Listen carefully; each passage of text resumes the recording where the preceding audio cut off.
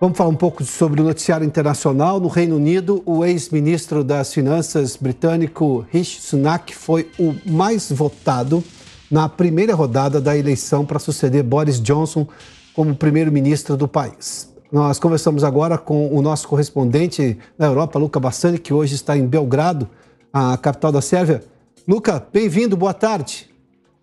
Boa tarde, Piotr, e a todos aqueles que acompanham os prós e contras hoje, nesta quinta-feira. Lucas, serão feitas diversas rodadas agora de votação entre os deputados conservadores e cada uma delas, o menos votado, em cada uma delas, os que são menos votados são eliminados dessa disputa. Qual é a previsão para isso acabar e ter assim, um novo nome do primeiro-ministro? Pois é, Piotr, acho importante primeiro a gente salientar para a nossa audiência que no sistema parlamentarista, quando um primeiro-ministro renuncia, como foi o caso de Boris Johnson na semana passada, o partido continua tendo a maioria, não é necessário chamar novas eleições e fazer um novo pleito. Portanto, o Partido Conservador tem mais de 360 cadeiras, dentre as 650 na Câmara dos Comuns, que é o parlamento do Reino Unido, e a gente vê que agora o novo líder do Partido Conservador será o futuro primeiro-ministro do Reino Unido. Até agora, a votação acontece apenas para os membros do parlamento, então houve a primeira rodada, Rishi Sunak, ele que é de ascendência, melhor dizendo, indiana, e vai ser provavelmente um grande favorito nessa disputa. Conseguiu mais de 80 votos, seguido por Penny Mordaunt, que foi ministra do Comércio, ele que foi ministro das Finanças, ela ministra do Comércio. Em terceiro lugar, Liz Truss, ela que também está sempre no noticiário internacional, a atual ministra das Relações Exteriores, que ganhou certo prestígio por conta da guerra na Ucrânia.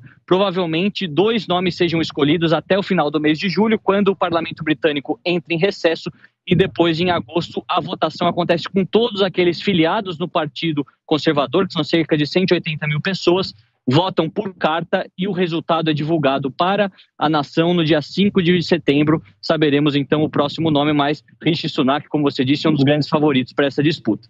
Agora, Luca, vamos pegar essa questão da ascendência indiana desse ministro de Finanças, que hoje, digamos, encabeça a possibilidade de ser o primeiro-ministro, o novo primeiro-ministro conservador na Grã-Bretanha. A gente está trocando um Boris Johnson por um Rishi Sunak, ou seja, um que tem sobrenome extremamente inglês e outro que, obviamente, você já disse, é um descendente de indianos. Teremos um primeiro-ministro do Reino Unido agora, digamos, de uma forma mais ampla, agora, historicamente falando?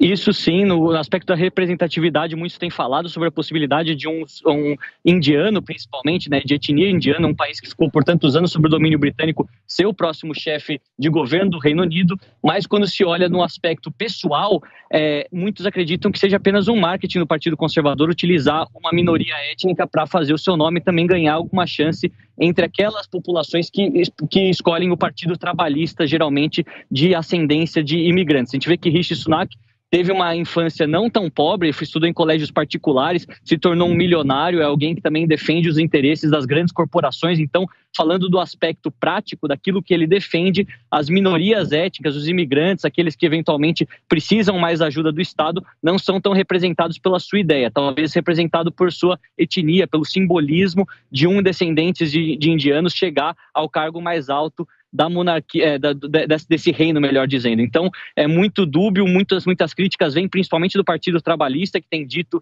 que isso não passa de um marketing do partido, mas, de certa forma, a possibilidade disso acontecer, principalmente no Partido Conservador, é bastante interessante. A gente continua acompanhando para ver se isso também não pode ser um entrave com uma ala um pouco mais dura que defenda que talvez o primeiro-ministro britânico deva ser um inglês étnico, né, alguém que seja europeu propriamente dito.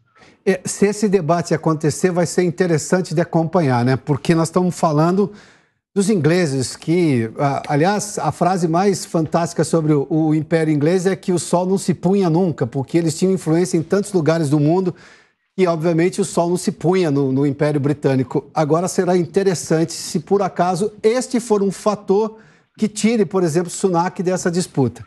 Luca, obrigado pela gentileza. Boa tarde a você, hein?